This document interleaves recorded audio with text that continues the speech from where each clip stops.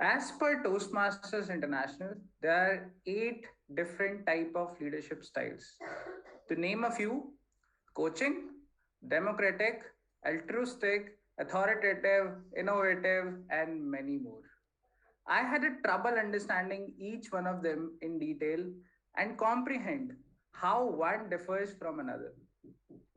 Then I came across much more simplified and much more comprehensive two types of leadership styles, which is fixed minded and growth minded. Good morning, fellow Toastmasters and dear guest. Today we will talk about the two leadership styles, which is fixed minded and growth minded. I will give you, let's understand with the help of an example. I will give you two options and you have to choose one amongst them. Your first option is no matter how much intelligence you have, you can always change it quite a bit.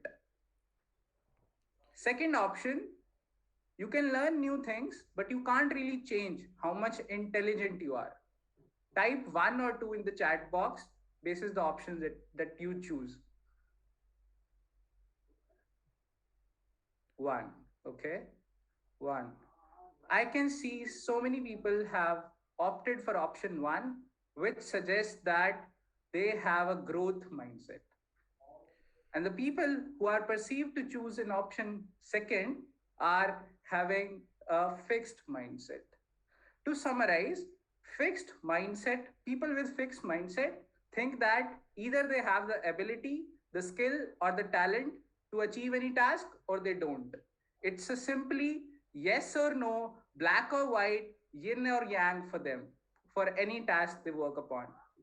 They think they are smart when they are able to achieve things fast and it's perfect. When they are able to do things without any mistakes.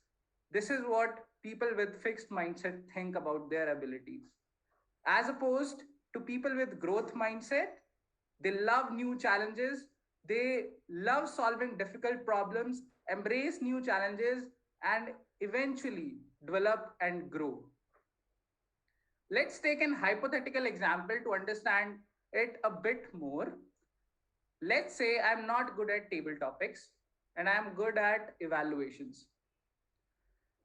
And there has been an evaluation contest conducted very recently, and I win that evaluation contest. You have to assume it. And now I get praises from the fellow Toastmasters. One of them praises me by saying, "You are incandescently brilliant. You have that talent. That's why you deserve to be an evaluation champion." The other one praises me by saying that this is a good achievement. It must have required enormous amount of efforts and hard work. There is a very subtle difference between these two praises. In one of the praises, I am getting praised for my ability, my skill. In the second, I am getting praised for my efforts. And these two type of praises can have different impacts on people based on their mindset. If I would be in the fixed mindset, I would think that evaluation is my territory and I can own up any evaluation any day. And in future, if I would be given an option to participate in table topic section or in the evaluation, I would choose to participate in evaluation because who would like to show up their quirks or idiosyncrasies out there in the open? Who would like to show their shortcomings out in the public? Nobody would be having fun in that. I would be rather comfortable participating in evaluation contest. But in case I would have the growth mindset, I would be participating in table topics thinking that it would be posing difficult challenge for me. It would be a different ball game altogether. I would learn new things and eventually I will become an eloquent speaker down the line. So it's fairly important as a leader, as a coach, as a mentor, as a parent. You always praise the effort, not the ability, because when you praise the ability, it can instill the fixed mindset in people that they have this skill, they have their fixed traits, and they can only achieve good things in those particular traits. They can't learn more or develop more. So whenever you are making a decision or making any praise to the people, always think at the back of the mind which mindset you are following. Is it a fixed mindset or a growth mindset? Whenever I am praising someone now, I think of it and always praise in the form that it instills growth mindset in people. So this was my take on these two leadership styles. I hope this was clear and you would also think at the back of your mind whenever you are making decision, is it you are progressing towards a fixed mindset or a growth mindset? That was it. Thank you. Over to you. Toastmaster Sachin. Thank you, Mr. General Evaluator. I remember from our mythology or from our scriptures, Ramayana, we had Lord Hanuman. And today I was reminded of him because there was a time when Lord Hanuman was on the banks of the ocean, and then to rock the boat of Sri Lanka, he had to be sent, and he was reminded of his powers again and again by lot many people around him.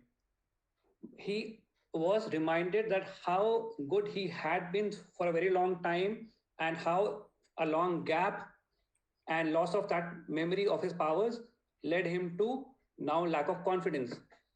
Today, Toastmaster Himanshu took that leap and reminded himself of how good and wonderful speaker he is by attempting to go and out and speak.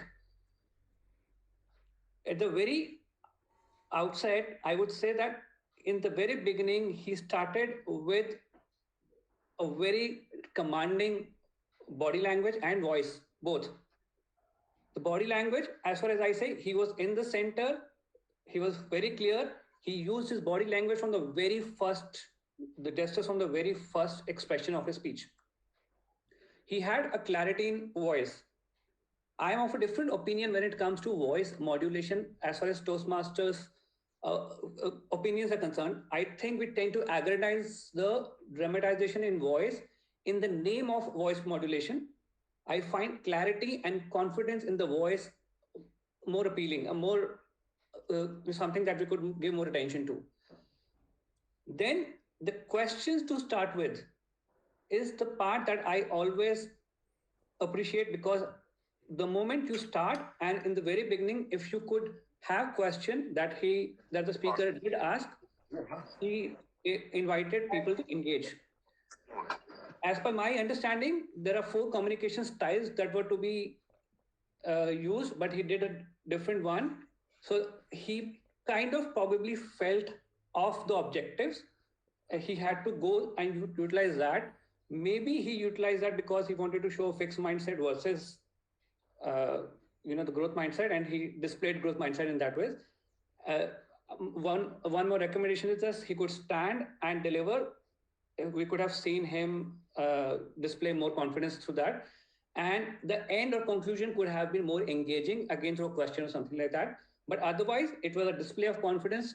Little tweaking in virtual stage could enhance the speech and give him edge over others, and it would have given opportunities to serve him and not and to the audience as well. I wish him all the best, and back to you, Mr. General Valuto.